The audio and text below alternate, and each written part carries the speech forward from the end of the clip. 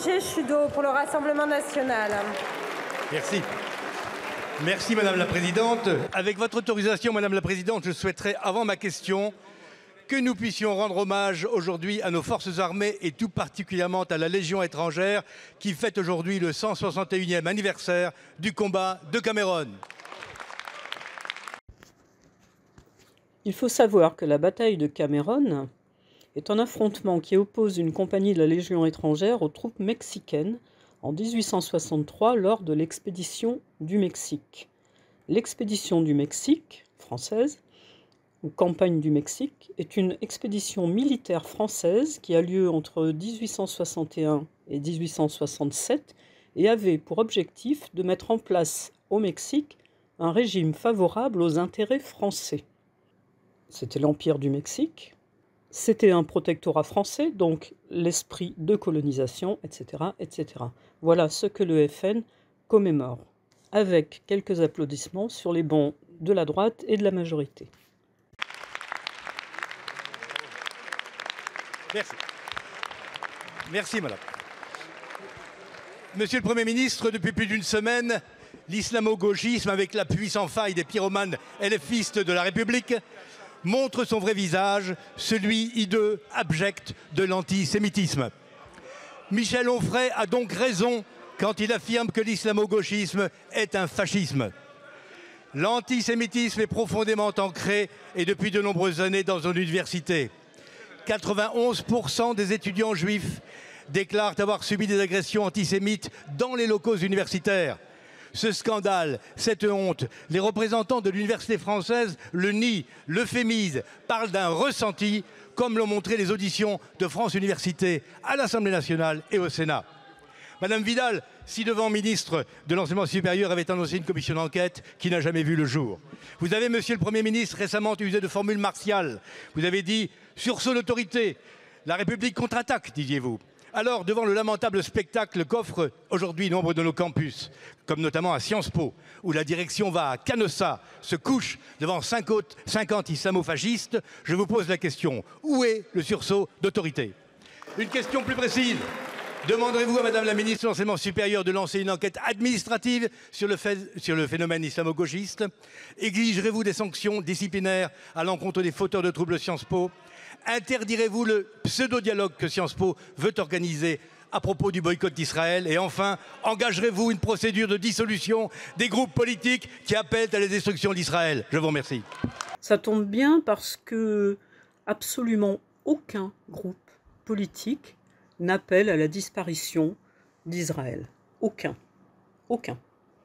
Par contre, il y a des groupes politiques en France et ailleurs dans le monde qui soutiennent un gouvernement qui, lui, fait tout pour qu'un peuple disparaisse. Bien sûr, je parle du gouvernement israélien à Gaza, qui tente à faire disparaître les Palestiniens. Je vous remercie. La parole est à Madame Sylvie Retailleau, ministre en charge de l'Enseignement supérieur et de la Recherche. Merci Madame la Présidente.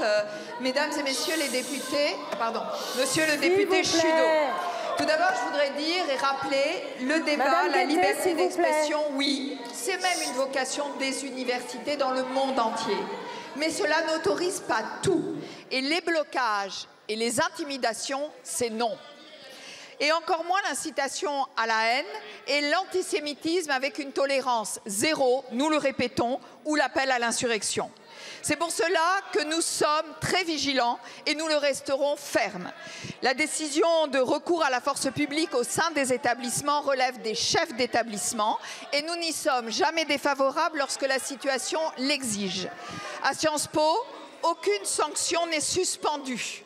Concernant en particulier des faits graves, comme les actes et les propos antisémites signalés lors des événements du 12 mars, par exemple, et qui font et qui resteront faire l'objet d'une enquête administrative. Il n'est par ailleurs pas question de suspendre les partenariats scientifiques ou académiques. Je ne crois pas que l'on puisse parler à ce moment-là d'un manque d'autorité, alors que nous le voyons, nos chefs d'établissement prennent leurs responsabilités. Ils réquisitionnent les forces de l'ordre pour mettre fin au blocage, comme à la Sorbonne hier, ou sur le campus Saint-Thomas de Sciences Po mercredi dernier, ou encore aujourd'hui à Saint-Étienne. Ils annulent des conférences lorsqu'ils présentent des risques de troubles à l'ordre public. Certains sont même comparés pour cela à des criminels nazis. C'est odieux et j'ai porté plainte. Honte à ceux qui instrumentalisent le conflit et qui utilisent les étudiants. Les universités doivent rester des lieux d'études. Leur mission est trop importante, trop précieuse pour que l'on piétine leur image et qu'on leur empêche leur bon fonctionnement, en particulier en tentant d'importer une mobilisation américaine. Je le répète, le débat, oui, le blocage, c'est non. Merci beaucoup, Madame la Ministre. La parole est à présent à Madame Violette Spilbout pour le groupe Renaissance. Merci Madame la Présidente. Ma question s'adresse à Madame la Ministre de l'Enseignement supérieur. À Lille, courageusement, le président de l'université a annulé une pseudo-conférence de la France Insoumise, en réalité un meeting déguisé destiné à propager la haine et l'antisémitisme. Accusé de censure, comparé de façon abjecte à un collaborateur nazi, nous lui apportons ici tout notre soutien. Merci Madame la Ministre d'avoir porté plainte. À Sciences Po Paris, depuis plusieurs semaines, ce sont des insultes antisémites contre une étudiante, une salle rebaptisée Gaza, le blocage des cours, les pressions sur la liberté académique et enfin les mains rouges. Le symbole des mains rouges, c'est un symbole commun dans le monde entier pour dénoncer le fait que quelqu'un ou qu'une institution a du sang sur les mains. Elles ont souvent été utilisées, que ce soit par des militants américains de Black Lives Matter, au Chili par les militants anti-Pinochet, donc c'est pas d'aujourd'hui. Même les familles des otages israéliens du Hamas ont utilisé cette symbolique le 23 avril dernier pour demander la libération de leurs proches. On sait aussi que ce symbole est utilisé pour dénoncer des enfants soldats. Il est régulièrement utilisé à l'ONU. En 2002, l'ONU a lancé une journée internationale de la main rouge visant à lutter contre le recrutement d'enfants soldats. Notre jeunesse se mobilise, oui, et nous aussi. Nous pensons à toutes les victimes palestiniennes comme aux otages israéliens. Ce n'est pas une raison pour accepter l'importation du conflit dans nos universités. Nous nous élevons contre le blocage de quelques extrêmes radicalisés qui empêchent les universités de fonctionner, manipulés par certains de nos collègues députés LFI, ici présents, qui se croient tout permis et qui attisent les braises. Ne les laissons pas infiltrer les universités, pousser au soulèvement et instrumentaliser la situation à des fins électoralistes.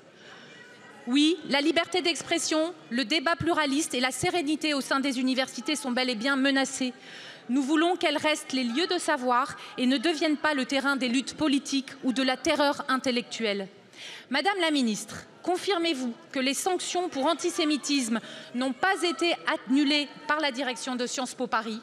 Quelles mesures prenez-vous pour accompagner les chefs d'établissement à la protection de nos étudiants, nos enseignants et nos chercheurs dans les universités? Je vous remercie. Merci beaucoup, ma chère collègue. La parole est à Madame Sylvie Retailleau, ministre de l'Enseignement supérieur et de la Recherche. Merci Madame la Présidente, Messieurs et Mesdames les députés, Madame la députée Violette Spilbout. Tout d'abord, je voudrais redire la position, la réaffirmer encore une fois devant la représentation nationale. Elle est simple, elle est claire, je l'ai dit tout à l'heure et au vu de votre déclaration, je tiens à la redire. Le débat, c'est oui et le blocage, ce sera toujours non.